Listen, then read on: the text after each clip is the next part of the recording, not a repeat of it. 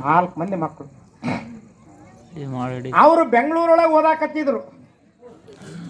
ಬೆಂಗಳೂರೊಳಗೆ ಓದಿ ನೌಕರಿ ತಗೊಂಡು ನೌಕರಿ ಮಾಡಾಕತ್ತಿದ್ರು. ಹಿಂಗ ಹಬ್ಬಿತ್ತು, ಊರಿಗೆ ಬಂದಿದ್ರು. ಅವ್ವ ಅಪ್ಪ ಏನಪ್ಪ ಅಂದ್ರೆ ವಯಸ್ಸಾಗಿತ್ತು. ಯಾರು ಹೇಳ್ಬೇಡ್ರಿ, ಸಜ್ಜಿ ರೊಟ್ಟಿ ಮಸ್ತ್ ಅದಾವ, ಎದ್ದು ಹೋಗ್ಬೇಡ್ರಿ. ಮುಗಿಸ್ತೀನಿ ನಾನು, ಮುಗಿಸಂದ್ರೆ ಮುಗಿಸೇ ಬಿಡ್ತೀನಿ 2 ನಿಮಿಷನಾಗ. ಆ ಮನೆತನದಲ್ಲಿ ಏನು ವೈಭವ ನೋಡ್ಬೇಕು ನೀವೆಲ್ಲ.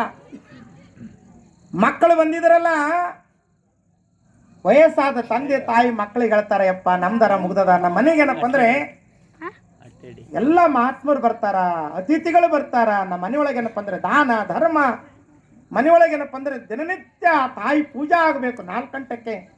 ಅದಕ್ಕೆ ಹೆಣ್ಮಕ್ಳು ಬೇಕಪ್ಪ, ನಮ್ದು ವಯಸ್ಸಾಗ್ಯದ ಅಂದ್ರೆ. ಅದಕ್ಕೆ ನಿಮಗೆಲ್ಲ ಜವಾಬ್ದಾರಿ ಬಂದದ, ನೌಕರಿ ತಗೊಂಡಿರಿ, ಸರ್ಕಾರಿ ನೌಕರಿನೇ ಐತಿ ನಿಮಗೆ, ಚಲೋ ಹೆಣ್ಮಕ್ಳು ಅದಾರಂತ ಸುತ್ತಮುತ್ತ ಹಳ್ಳ್ಯಾಗ. ಅದಕ್ಕೆ ನಿಮಗೆ ಕನ್ಯಾ ತೆಗೆದು ಮದುವೆ ಮಾಡ್ಬೇಕಂತ ಮಾಡಿ ಒಂದುಗಳೇ.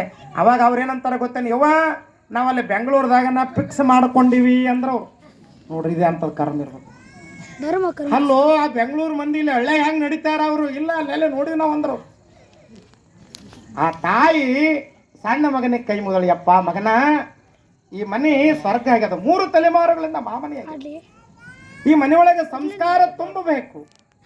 ಈ ಮನೆಯೊಳಗೆ ಅತಿಥಿ ದೇವೋಭವ ಅನ್ನುವಂಥ ಸಂಸ್ಕಾರ ಐತಿ. ಈ ಮನೆಗೆ ಗುರುಗಳು ಬರ್ತಾರ, ಸತ್ಯ ಶರಣರು ಬರ್ತಾರ. ನಿತ್ಯ ಏನಪ್ಪ ಅಂದ್ರೆ ಅನ್ನದಾನ ನಡೀತದ, ದಾಸೋಹ ನಡೀತದ. ಮಾಡೋರು ಬೇಕಲ್ಲ, ಬೆಂಗಳೂರದವ್ರು ಮಾಡಂಗಿಲ್ಲ. ಅದಕ್ಕೆ ನೀನಾರ ನನ್ನ ಮಾತು ಕೇಳ ಮಗನ ಅಂದಾಗ ಅವು ಎಷ್ಟು ಹೇಳ್ತಾವ ಅಂತ ಕೇಳದ.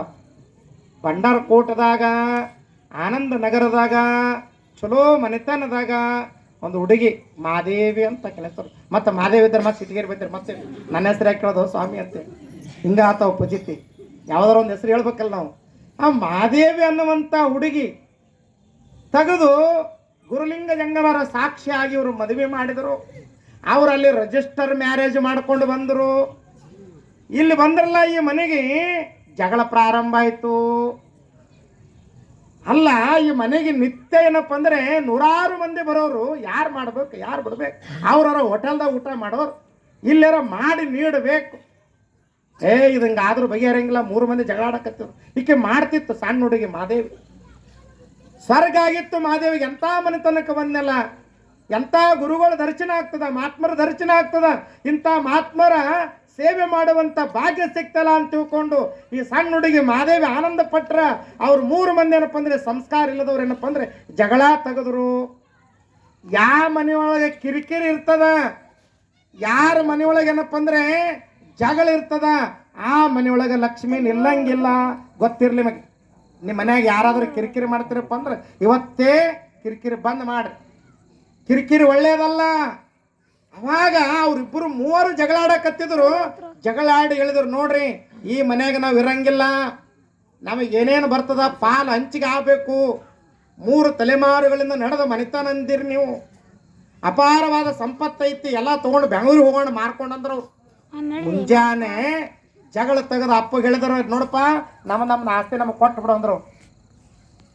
ಏನು ಮಾಡೋದು ಚಿಂತೆ ಮಾಡ್ಕೊಂತ ಮಲ್ಕೊಂಡು ಹೆಂಗೆ ಮಾಡಬೇಕು. 3 ತಲೆಮಾರುಗಳಿಂದ ಒಂದಾದ ಮನೆತನ ಇವತ್ತು ಭಾಗ ಆಗ್ಲಿಕ್ಕತ್ತದಲ್ಲ, ನನ್ನ ತಲೆ ಮೇಲೆ ಭಾಗ ಆಗ್ಲಿಕ್ಕತ್ತಲ್ಲ ಅಂತ ತಿಳ್ಕೊಂಡು ಮುದುಕ ಚಿಂತೆ ಮಾಡ್ಕೊಂತ ಮಲ್ಕೊಂಡಿದ್ದ. ರಾತ್ರಿ 1 ಗಂಟೆ ಆಗಿತ್ತು. ಲಕ್ಷ್ಮಿ ಬಂದಳು, ಯಜಮಾನಿಗೆ ಬಡದಳು. ಹೇಳು ಯಜಮಾನ, ಯಾರು ನೀನು? 3 ತಲೆಮಾರುಗಳಿಂದ ಯಾವ ಈ ಮನೆತನವನ್ನು ಸ್ವರ್ಗ ಮಾಡಿದ್ದೆ, ಯಾರು ಈ ಮನೆಗೇನಪ್ಪ ಅಂದರೆ ಗುರುಲಿಂಗ ಜಂಗಮರು ಬರ್ತಿದ್ರು, ನಿತ್ಯ ಅನುಭಾವಿಗಳು ಬರ್ತಿದ್ರು, ನಿತ್ಯ ಏನಪ್ಪ ಅಂದರೆ ಮಹಾತ್ಮರು ಬರ್ತಿದ್ರು. ಈ ಮನೆ ಸ್ವರ್ಗ ಆಗಿತ್ತಲ್ಲ, ಇದು ಯಾರಿಂದ ಆಗಿತ್ತು ಗೊತ್ತೇನು? ನನ್ನಿಂದ ಆಗಿತ್ತು. ಯಾಕಂದ್ರೆ ಇಲ್ಲಿವರೆಗೆ ನನಗೆ ಕಿಮ್ಮತ್ತು ಕೊಡೋರು ಇದ್ರು ಈ ಮನೆ. ಇವತ್ತ ಮನೆ ಕಿರಿಕಿರಿ ನಡೆದದ. ಬಂದ ಯಾರು ಗುರುಗಳು ಬರಲಾಗ್ಯಾರ ಕಿರಿಕಿರಿ ಸಲುವಾಗಿ. ಈ ಮನ್ಯಾಗ ದಾನ ಧರ್ಮ ನಡೆಯಲಾಗ್ಯದ. ಯಾವ ಮನ್ಯಾಗ ದಾನ ಧರ್ಮ ಇರಂಗಿಲ್ಲ, ಯಾವ ಮನ್ಯಾಗ ಸಂಸ್ಕಾರ ಇರಂಗಿಲ್ಲ, ಯಾವ ಮನ್ಯಾಗ ಕಿರಿಕಿರಿ ಇರ್ತದ ಅಂತಲ್ಲ ಇರಂಗಿಲ್ಲ. ಅದಕ್ಕೆ ಮನೆ ಬಿಟ್ಟು ಹೋಗ್ಲಿಕ್ಕತ್ತೀನಿ. ಹಂಗ ಹೋಗಂಗಿಲ್ಲ, ಹೋಗೋ ಕಾಲಕ್ಕೆ ಬೇಡಿದ ಕೊಟ್ಟು ಹೋಗ್ತೀನಿ. ಯಜಮಾನ ಏನು ಬೇಡ್ತಿ ಬೇಡು ಅಂತ. ಅವಾಗ ಇವ ನಂದು ವಯಸ್ಸಾಗ್ಯದ, ಬಾಳೆ ಬದುಕೋರು ಮಕ್ಕಳದಾರ. ತಾಯಿ ನಂದೊಂದು ವಿನಂತಿ ಅದ, ಇವತ್ತೊಂದಿನ ನನ್ನ ಮನೆಯೊಳಗೆ ನೀರು, ನಾಳೆಗೆ ನಾನು ಬೇಡ್ತೀನಿ, ನನ್ನ ಮಕ್ಕಳಿಗೆ ಕೇಳಿ ನಾಳೆ ಕೊಡುವಂತ ನಾನು ಮಾಡಿರ್ತಕ್ಕಂಥ ಭಕ್ತ